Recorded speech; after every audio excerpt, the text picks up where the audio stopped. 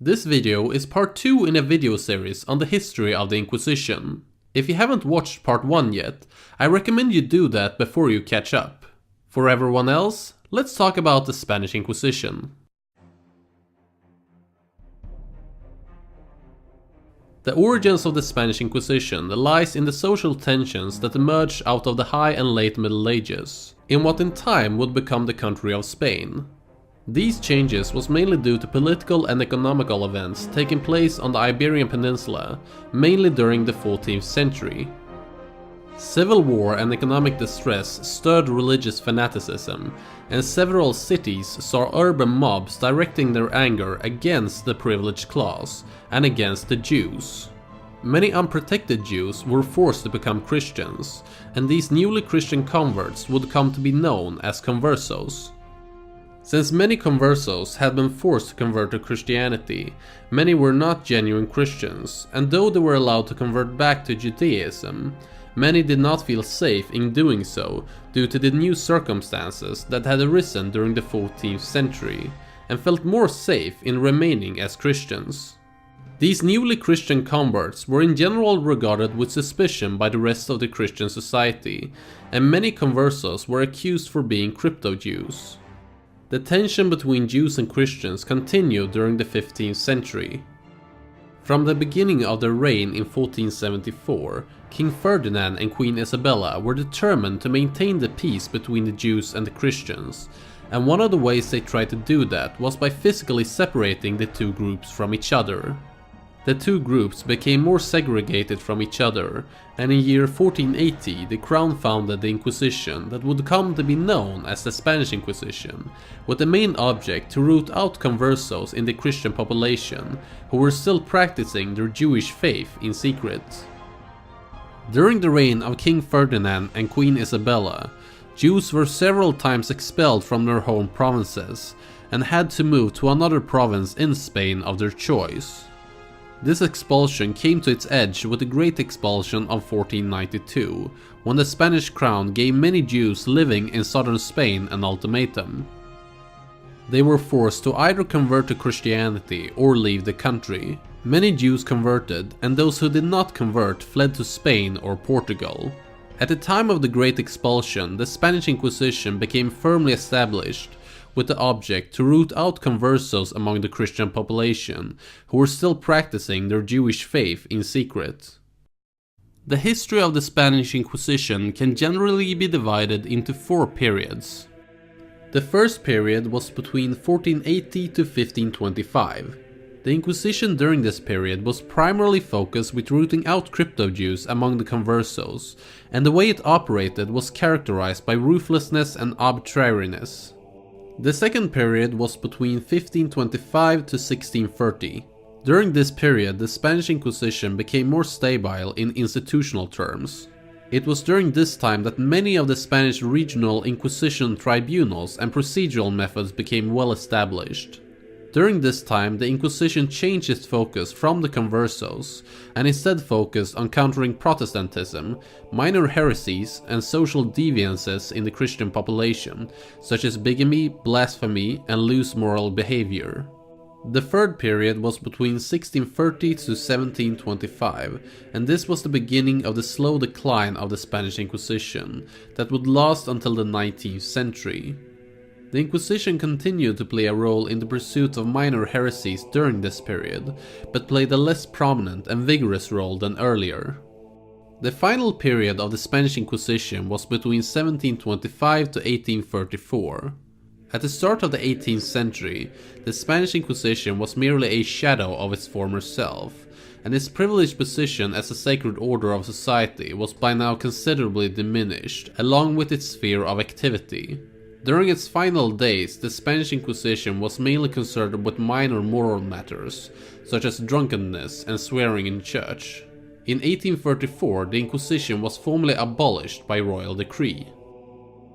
The Spanish Inquisition was, like its medieval predecessors, formally under the control of the papacy.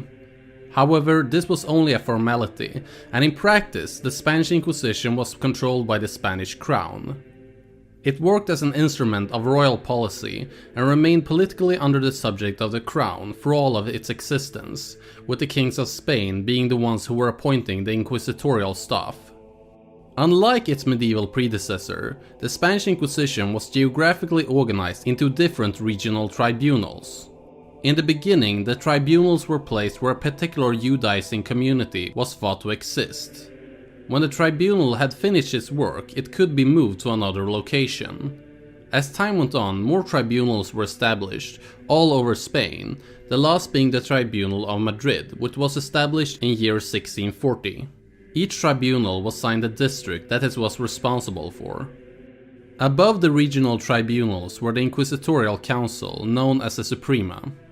The council consisted of an unspecified number of members and was led by the Inquisitor General, who was the official head of the Spanish Inquisition. The purpose of the Suprema was to supervise how the regional tribunals operated, as well as representing the Inquisition at court. The regional tribunal staff consisted of at least 2 inquisitors, usually one who was a jurist and another who was a theologian. Outside that, the tribunal also had an assessor, a constable, and a prosecutor. Due to the disparity of the tribunal personnel, the Spanish Inquisition often relied on familiars and commissarios who helped them in their work. The familiars were essentially lay servants who performed duties in the service of the tribunals. In return, they were allowed to bear arms to protect the inquisitors, as well as a few other privileges. Commissarios were normally parish priests who acted for the Inquisition on special occasions and also supplied it with information. The way the regional tribunals worked was very systematically. The inquisitors would start by traveling to a town or village. Upon arriving, the inquisitors would preach a sermon on heresy and declare an edict of grace. The edict lasted from 2 weeks up to several months, and during this period, people was encouraged to come forward with confessions and accusations. If a heretic confessed to the inquisitors during this period, they would be reconciled with the church without suffering any serious penalties. Early on, the Edict of Grace was changed with the Edict of Faith, which was similar to the Edict of Grace, except that it threatened all who failed to denounce heretics, themselves or others, with excommunication. Due to fear of denunciation, it was common that many people came forward with confessions during the edict.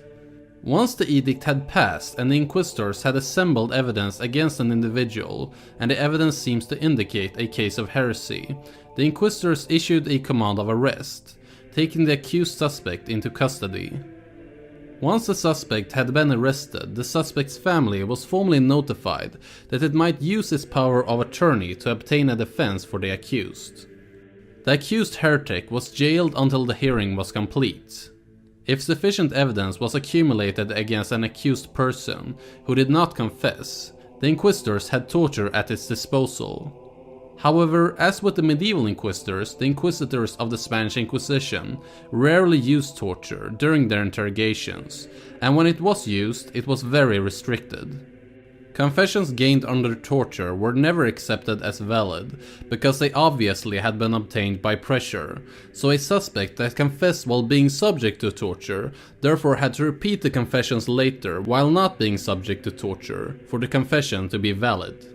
When the evidence was assessed, and if the guilt of a suspect had been established, the inquisitors issued the sentence of the convicted heretic in a public ceremony called the auto de fe.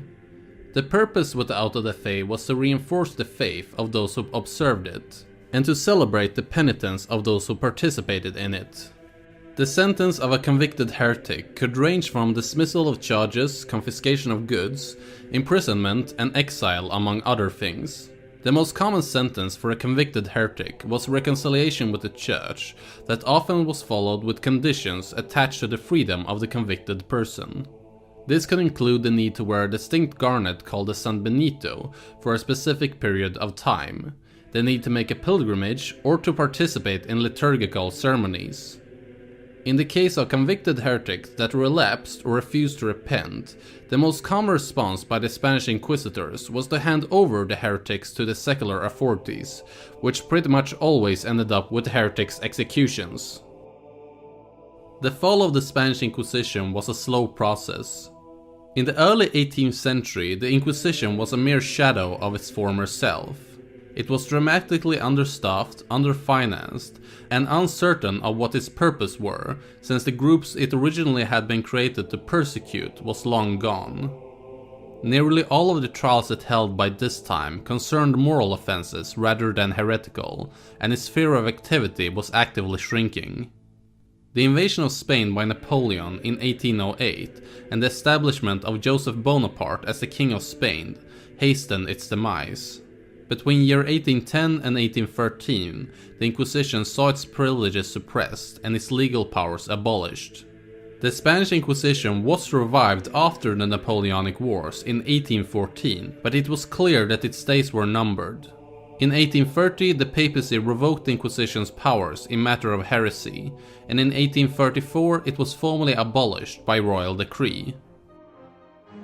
The Spanish Inquisition has for centuries been the subject of several myths and legends. Due to time pressure I had in making this video, I will not go over them here, but if you're interested, there is a very good BBC documentary from 1994 called The Myth of the Spanish Inquisition. Link to the documentary can be found in the description. If you are interested in doing your own research, which is something I highly recommend, the literature used in this video can be found in the description. The main source being the third edition of Professor Henry Common's The Spanish Inquisition and Historical Revision, which is by far one of the best introductions to the history of the Spanish Inquisition available. And don't forget that if you like this video and want to see more videos like it, hit the like, share and subscribe buttons.